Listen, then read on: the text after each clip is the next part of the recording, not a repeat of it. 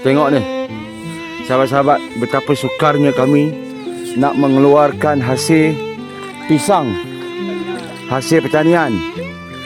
Tengok, menggunakan bot, terpaksa menggunakan bot untuk pasar ke Bandar Gerantut kerana jalan raya tak ada, tapi tetap berusaha untuk